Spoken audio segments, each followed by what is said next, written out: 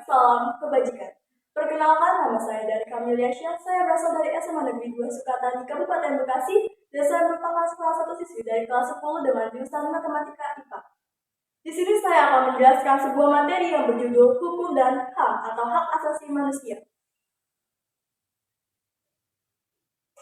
Pengertian hukum. Menurut Kamus Besar Bahasa Indonesia, hukum adalah peraturan atau adat yang secara resmi dianggap mengikat yang dilakukan dan dikukuhkan oleh penguasa atau pemerintah. Adapun pengertian hukum menurut beberapa ahli, yakni Ryan Dagel, yang merupakan ahli hukum asal Prancis, berpendapat bahwa hukum adalah tingkah laku para anggota masyarakat yang harus dipatuhi sebagai jaminan kepentingan bersama.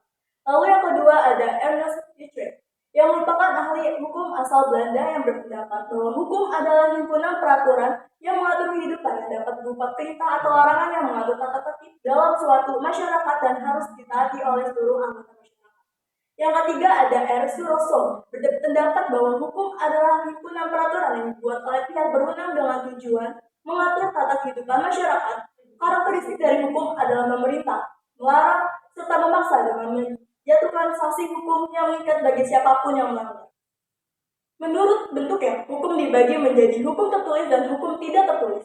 Hukum tertulis adalah hukum yang tercantum dalam berbagai peraturan negara dan umumnya bersifat kaku, tegas, dan menjamin kepastian hukum. Contoh dari hukum tertulis ialah Undang-Undang Dasar 1945, Keputusan Presiden, KUHP, Peraturan Pemerintah, serta KUH Perdata. Sedangkan hukum tidak tertulis adalah hukum atau norma berupa adat istiadat yang diakui dan ditaati masyarakat sekitar daerah tersebut tanpa adanya sumber hukum tercatat. Contohnya seperti hukum adat, dekret presiden, pidato presiden, pengambilan keputusan berdasarkan musyawarah, serta etika dan moral. Pengertian hak atau hak asasi manusia yang berdasarkan para ahli, yakni yang pertama Thomas Hobbes. Menurut Thomas Hobbes, HAM adalah jalan keluar untuk mengatakan keadaan homo homini lupus bellum omnium contra omnes, yaitu manusia dapat menjadi serigala bagi manusia lain. Keadaan seperti ini mendorong terbentuknya perjanjian masyarakat di mana rakyat menyerahkan hak-haknya kepada penguasa. Yang kedua, menurut Sutandio Wijoyo, HAM adalah hak mendasar atau fundamental yang diakui secara universal sebagai hak yang melekat pada manusia karena hakikatnya dan kodratnya sebagai manusia.